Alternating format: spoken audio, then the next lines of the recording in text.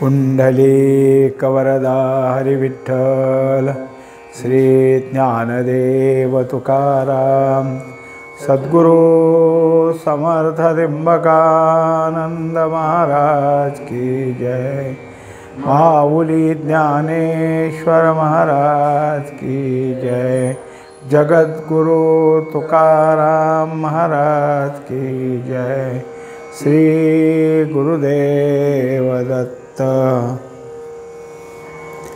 साधन हे नवीन चिंतन आपण चालू करत आहोत। याच्या अगोदर अध्यास या चिंतनाची समाप्ती झाली। शेवटी अध्यास काढायला सद्गुरूशिवाय दुसरं कोणी नाही। एक सद्गुरूच असे आहेत की ते अध्यासाची निवृत्ती करू शकतात आणि परमानंदाची प्राप्ती करून देतात। म्हणून शेवटी सद्गुरूलाच शरण गेलं पाहिजे हा विषय झाला। आता साधन हा त्याच्यानंतरचा चिंतन विषय। अध्यास हा काय आहे की मनुष्याला त्याच्या विपरीत ज्ञानानं होतं। आता ते जरी झालं असलं तरी त्यातनं बाहेर पडावं असं अनेकाच्या इच्छा असतात। मग त्यांनी काय करावं, जसं का मागच्या शेवटचा विषय झाला आहे तेच पुढं की सद्गुरू काय करतात, साधन सांगतात। साधन म्हणजे काय, साधन कसं असतं, कसं करावं लागतं याविषयी या चिंतनामध्ये त्यांनी मांडणी केलेली आहे। नरदेहाची या गावा जे आले ते गा पांडवा, तो कार्यार्थ आगवा सांडोनिया। नरदेहाच्या गावाला आलेले जे जीव आहेत ते कार्यार्थ साधण्यासाठी आलेले आहेत। तो सोडून दुसरे कार्य आणि त्याचे अर्थसंपादन करणे म्हणजेच नरदेहाचं आयुष्य व्यर्थ घालविणे होय। या बाबतीत श्री नाथराय सुद्धा कडक शब्दात आणि स्पष्ट असे सांगतात। पावोनिया माणूसपण न साधीच ब्रह्मज्ञान, तो लांडा गर्भ जाण पुच्छेविण दुपाई। चिंतनाच्या सुरुवातीला मनुष्य देहाचा उपयोग काय, तर त्यासंबंधी माऊली काय सांगतात की नरदेह प्राप्त झाला आहे तो ज्याच्याकरता प्राप्त झाला आहे ते कार्य सोडून आम्ही दुसरंच कार्य करतो। मग कोणतं करतो की जे करून आमच्या ठिकाणी काही अर्थसंपादन होईल, पैसे मिळतील असंच साधन आपण करतो।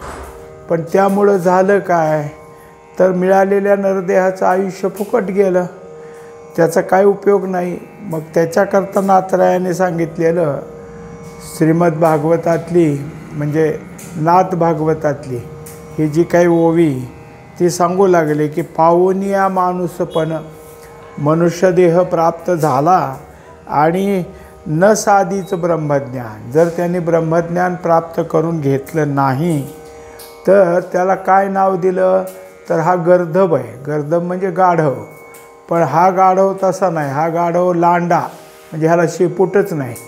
मग कसा आहे तर दुपाई, 2 पायाचा गाढव आहे। मग गाढवाची तो उपमा दिली, पण मनुष्यच हा असा आहे की तो काही करत नाही म्हणून त्याला गाढव म्हटलेलं आहे।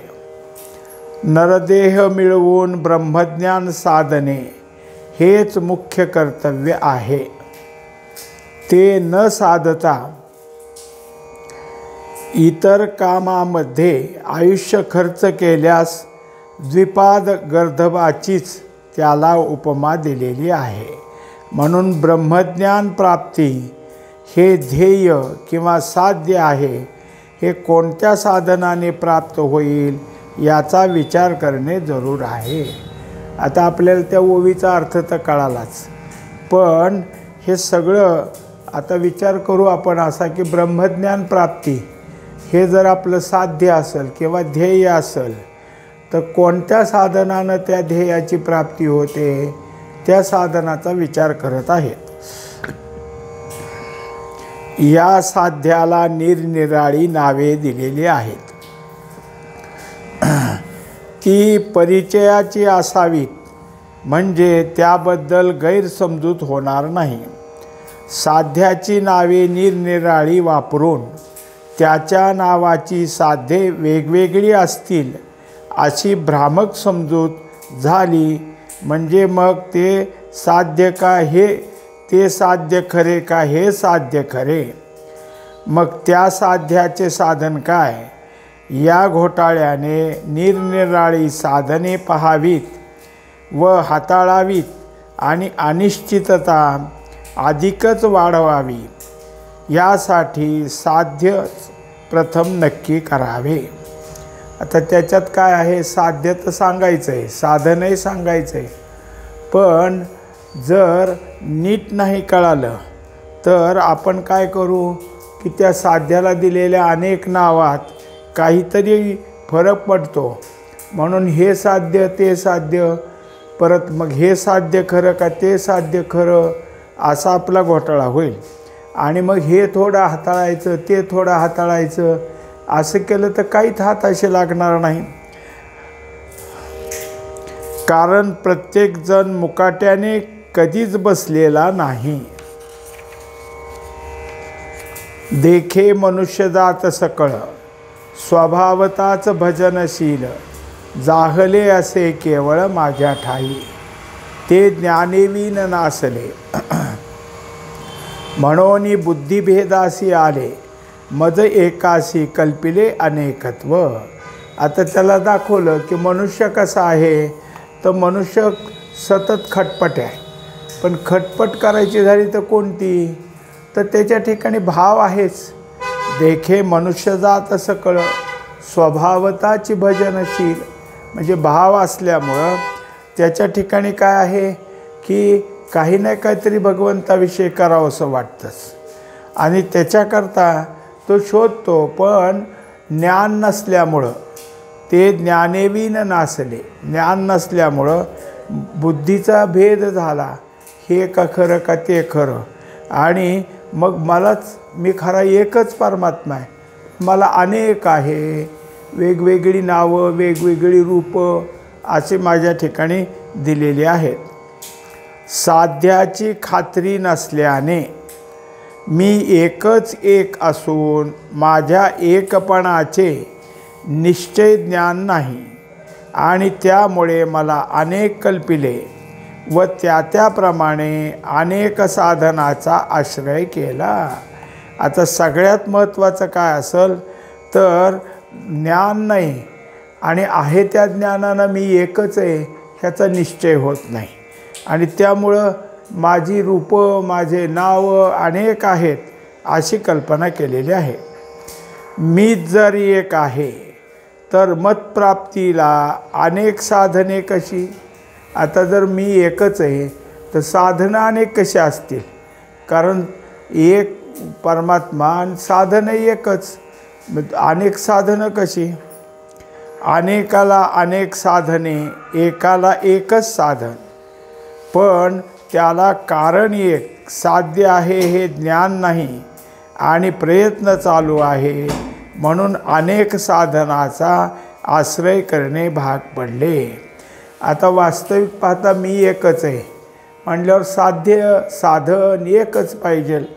पण झालं काय? मी कोण आहे ह्याचं ज्ञान नाही, मी कसा आहे ह्याचं ज्ञान नाही आणि त्यामुळं अनेक साधनेचा आश्रय घेतला आहे आणि त्यात कुठल्या ना कुठल्या साधनाच्या ह्याच्यात प्रयत्न करत राहिलेले आहेत.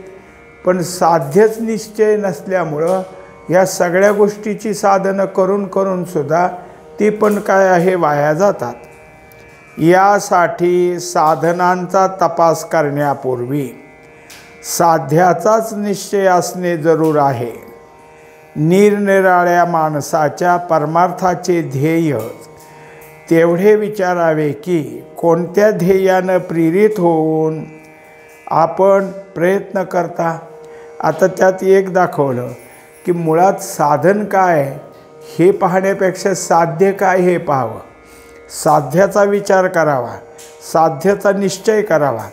आता त्याच्याकरता थोडंसं काय केलं की आपल्याला सांगितलं आहे की तुम्हाला तुमच्यापुढं निरनिराळी माणसं आहेत आणि सगळीच परमार्थाच करतात असं तुम्हाला दिसतं, पण त्यांना सगळ्याला कोणतं ध्येय हे विचारा.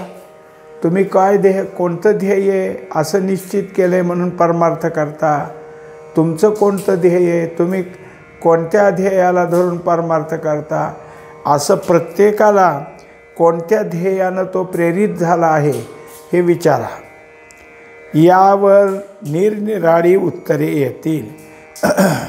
माझे कठीण दिवस जाऊन चांगले दिवस यावेत, संकट दूर व्हावे, देव भेटावा, काही दैवी शक्ती प्राप्त व्हावी, मोक्ष मिळावा, आत्मज्ञान व्हावे, ब्रह्मज्ञान व्हावे, आत्मसुख प्राप्त व्हावे, निरतिशय आनंद प्राप्त व्हावा आणि शांती प्राप्त व्हावी, समाधान प्राप्त व्हावे. या उत्तरात दिवस चांगले येणे, संकट दूर होणे, संकट टळणे, देव भेटणे, दैवी शक्ती प्राप्त होणे हे एकार्थवाची शब्द आहेत. आता हे सगळे कसे आहेत? एकाच अर्थाचे. कारण याचं मुख्य साध्य काय आहे तर वरचंच आहे, जे सांसारिक अडचणी त्या दूर करण्याचाच आहे.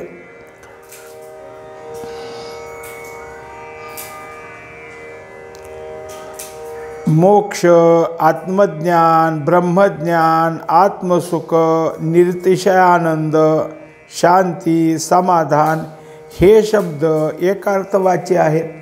आता हे सगळे कारण हे परमात्म्याच्या सहजतेला जाणारे, परमात्म्याच्या स्वरूपाकडे जाणारे आहेत.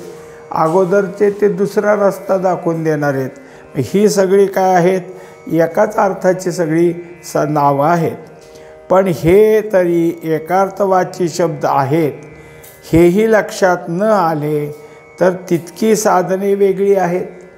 मग आता जे काही एकार्थवाची शब्द सांगितले त्याचा अर्थ आणि त्याचं ठिकाण जर आपल्याला नीट कळलं नाही तर हे सुद्धा सगळे वेगवेगळेच आहेत आणि ह्यांची साधनं वेगळीत असं वाटायला लागलं.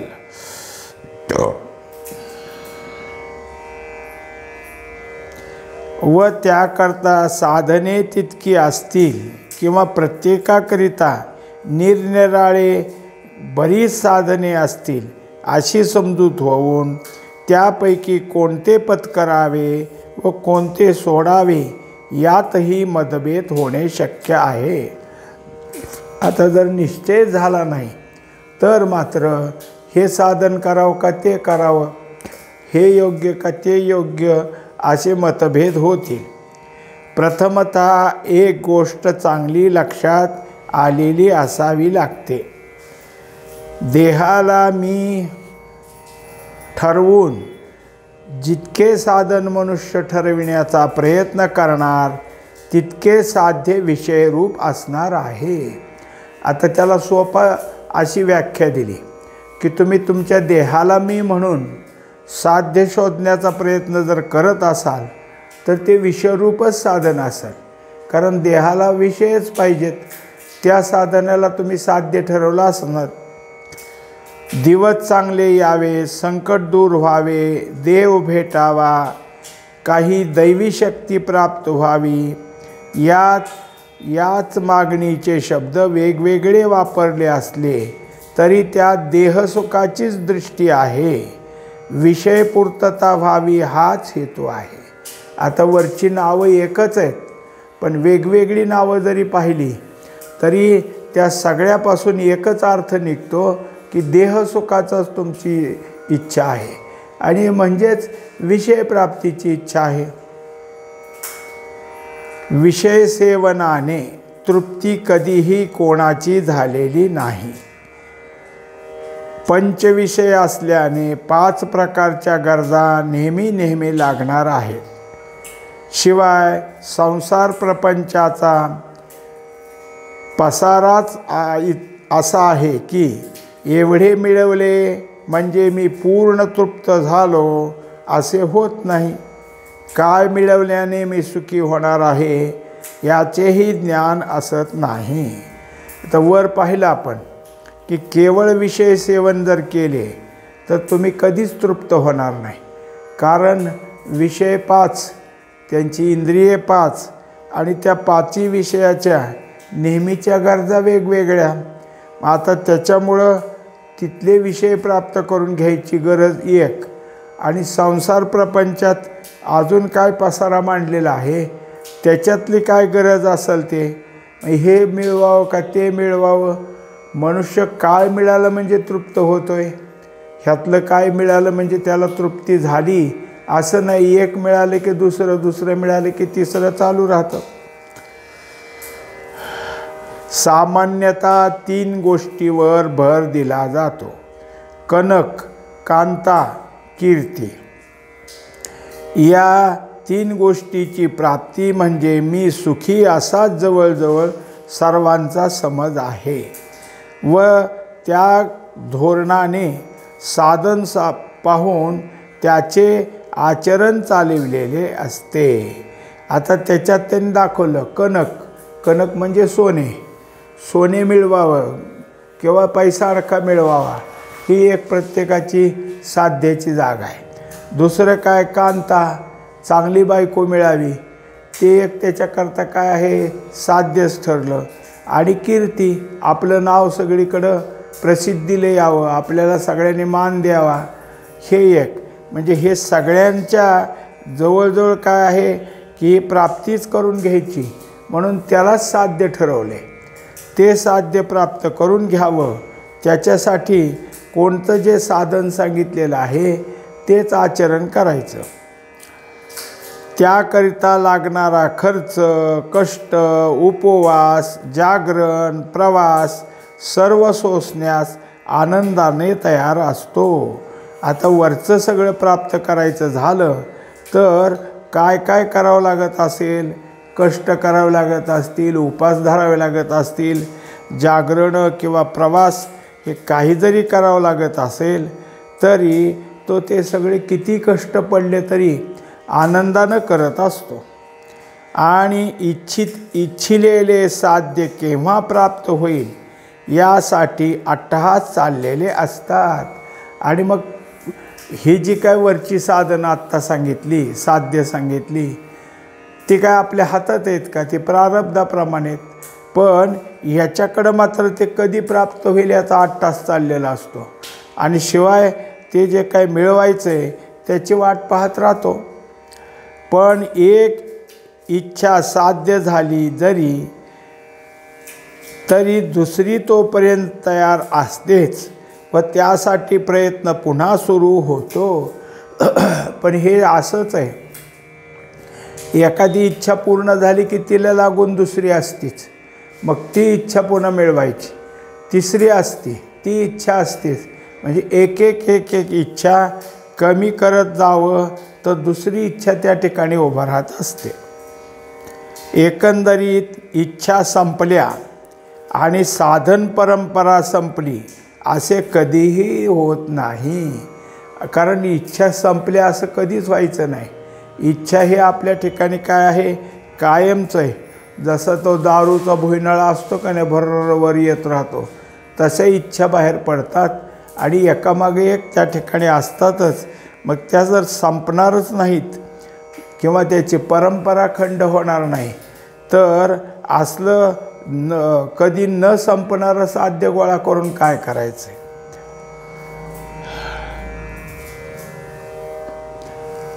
तात्पर्यार्थ इतकाच त्यातून पाहावयाचा आहे की परब्रह्म वस्तूहून अन्य साध्य जोपर्यंत गृहीत धरले जाते तोपर्यंत अनंत साध्ये व अनंत साधनेही असणारच.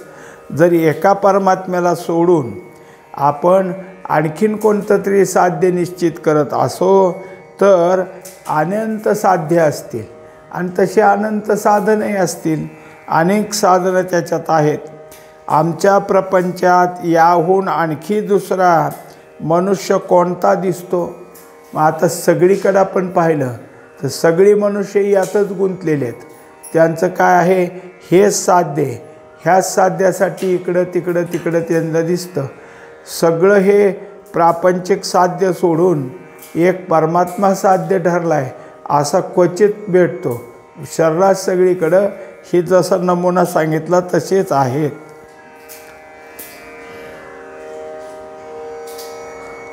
आमच्या प्रपंचात याहून आणखी दुसरा मनुष्य कोणता दिसतो?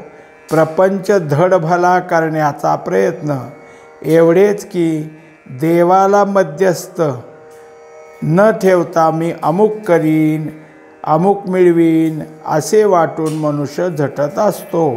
आपल्या प्रयत्नातून हे साधत नाही असे वाटले म्हणजे देवदेवताद्वारा त्यांना प्रसन्न करून मिळवावे असे ठरवून देवदेवतांची उपासना चालू होते. आता पहिल्यांदा पाहिलं आपण की प्रपंचात सगळ्या गोष्टी अशाच, सगळ्यांच्या मागण्याच, आणि देवाला मध्यस्थ घेत नाहीत. मी करू शकतो, मलाच हे येणार आहे असं समजून तो आपल्या ठिकाणी पाहतो. पण जेव्हा आपल्या हातून आता हे होत नाही मग कुठल्या तरी देवाकडे वळतो. मग जे देव ठरवला त्याची उपासना काय असेल ते असेल, त्याच्या उपासनेकडे ह्याचं सगळं चालू होतं. गरजेप्रमाणे उपासना किंवा साधना. गरज संपली की साधन संपले. आता ते सुद्धा काय आहे की गरजेप्रमाणे एकदा त्याची गरज पूर्ण झाली, त्याला पाहिजे ते त्यात मिळालं की पुन्हा साधन करत नाही. उदाहरणार्थ कोर्टात फिर्याद दाखल केली. आता दावा आपलासा व्हावा हे साध्य. याकरिता गुरुचरित्र पारायण किंवा सत्यनारायण किंवा शनिवार, संकष्टी, नवग्रह जप साधने अंमलात येतात. तेव्हा आता याच्यासाठी ही सगळी बाह्य साधनं हीच आहेत.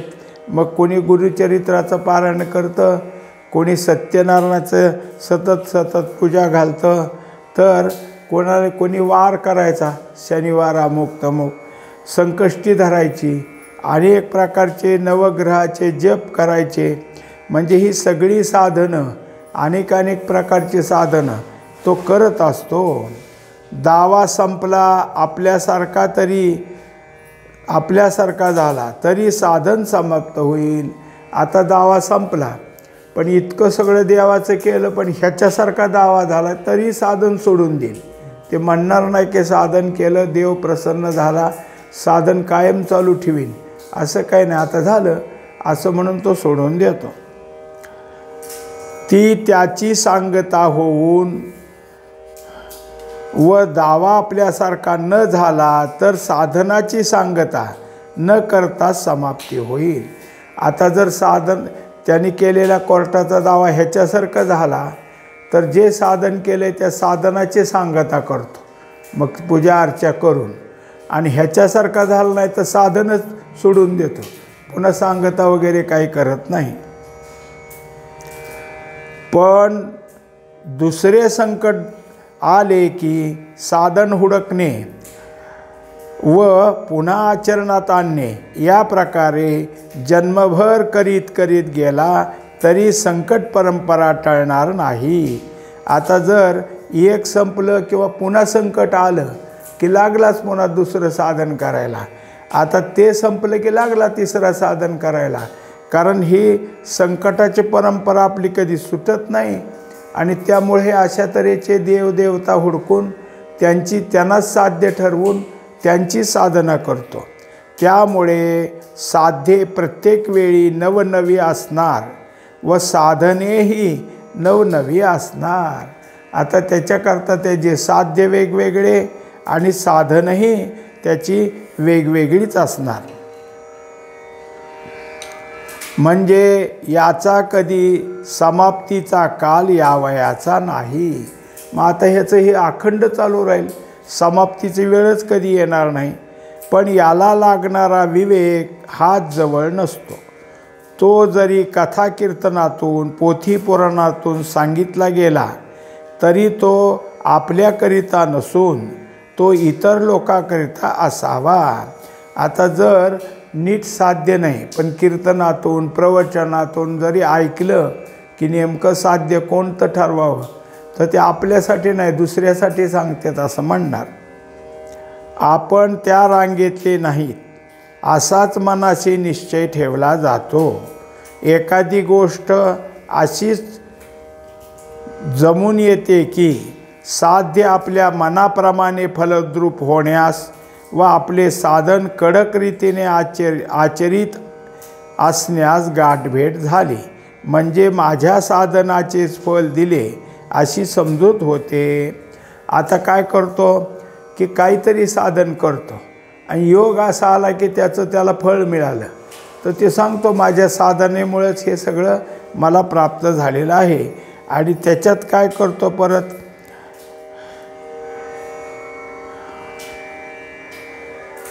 आपले साधन कडक रीतीने कडक रीतीने आचरित असण्यास गाठभेट झाली, म्हणजे माझ्या साधनेचेच फल दिले असं समजून दुसऱ्या कोणास गरज पडेल तेव्हा या साधनाची प्रतिष्ठा त्यापुढे गायली जाते. आता त्याला यश आलं, पण दुसरे कोणी आले असं संकट, तुम्ही हेच करा, मी ते केलं म्हणून मला फळ आलं, तुम्ही पण हेच करा, असं दुसऱ्यालाही तेच सांगतो व दुसऱ्याच्या अंतःकरणात त्या साधनेचे महत्त्व बिंबवण्याचा प्रयत्न केला जातो व साध्य साधनाचे प्रत्यंतर दाखवून इतरासही तसेच प्रोत्साहन दिले जाते. यासाठी संत नेहमी जे सांगतात ते पाहू. एकंदरीत काय आहे की त्याला जे काही प्राप्त झाले त्यालाच महत्त्व द्यायचं आणि तेच लोकाला पटवून द्यायचं, हेच करा हेच करा असं सांगत राहतो. मग आता याच्याकरता संत परत काय सांगतात ते आपल्याला पाहायचं आहे. पुंडलिक वरदा हरी विठ्ठल, श्री ज्ञानदेव तुकाराम, सद्गुरू समर्थ त्र्यंबकानंद महाराज की जय, माऊली ज्ञानेश्वर महाराज की जय, जगद्गुरु तुकाराम महाराज की जय, श्री गुरुदेव दत्त.